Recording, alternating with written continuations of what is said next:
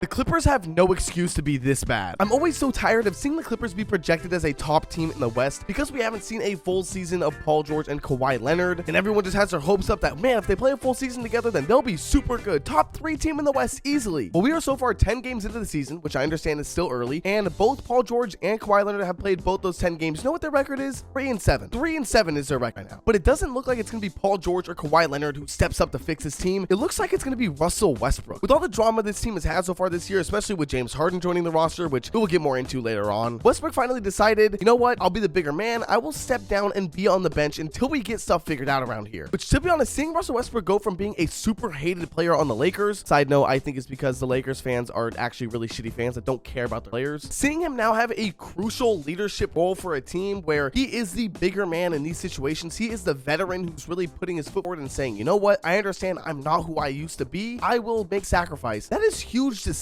I love seeing stuff like that, and it's given me a lot more respect for Westbrook, because you have to also remember a lot of people saw his career being over after the Lakers simply because it's too common that you see players who used to be MVPs or used to be these superstar players that start to kind of lose their touch and don't adapt with that. They still think that they're the man in their head, and that ego ends up getting them kicked out of the league. I mean, we've seen it multiple times before. But Westbrook, who just decided to be the bigger man, probably just extended his career up until he's 40 years old or to whenever he wants to retire, because now you are viewed as a veteran. You are viewed as a player who is valuable to a team from a bench standpoint and from a leadership role, rather than, hey, this guy used to be an MVP who used to get triple doubles every game. Maybe he can still be that for us, right? So this was a really big switch in his career. Now we are still waiting for players like James Harden to do something like this, right? He still thinks that he is that guy. And although I don't know James Harden personally, I can safely assume that stuff because of what he said to a reporter when asked about why he hasn't been playing so good this year. I keep reiterating that I didn't have a training camp really or preseason, so kind of learning on the fly for a new team, and then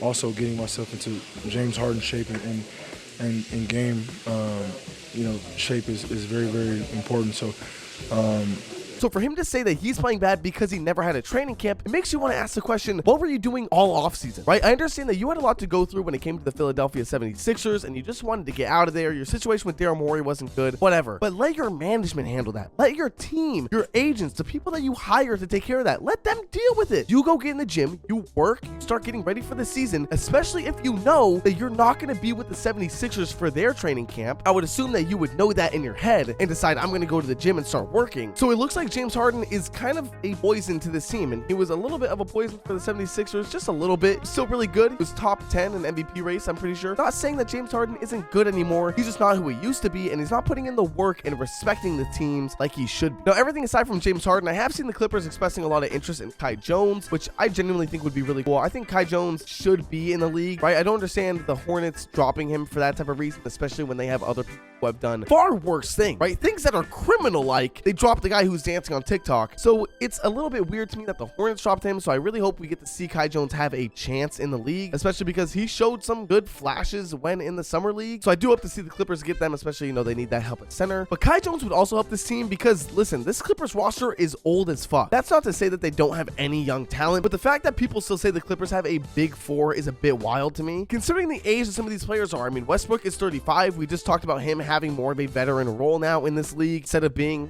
his prime. That's far past him. James Harden is 34 years old, also struggling to stay in shape. Still a good player, but isn't who he used to be. Then you have Kawhi and Paul George, who I'm pretty sure are 32 and 33. Now, Kawhi and Paul George are still both good players, but to me, they are past their prime. And also, they've had multiple years to try to get this stuff done with the Clippers, and they have failed every single year. I just think it's time for a big reset for the Clippers, and it's just sad to see the team finally go down. Whether or not you want to blame the Clippers not being successful because of injuries, that's up to you, right? That's your take on things. I would love to hear it down in the comments. But as much as I want to say this should be the last year we see these players in a Clippers jersey, there is zero way they blow it up next year. And that's simply because they're building a new arena, and they can't have a bunch of G League bums out there in their uniforms playing in this brand new, multi-billion-dollar arena. So although we will see this Clippers team continue to try to push for something, even though they might be in the retirement home by the time it's finally over, I do wonder what you guys think down below in the comments. So be sure to go down there, let me know. Be sure to also like and subscribe while you're down there, because you're already down there, so might as well. But with that being said, if you made it all the way to the end of this video, I do appreciate it so much. It helps me out a ton more than you may think. But I'll see you guys all in the next one. Later.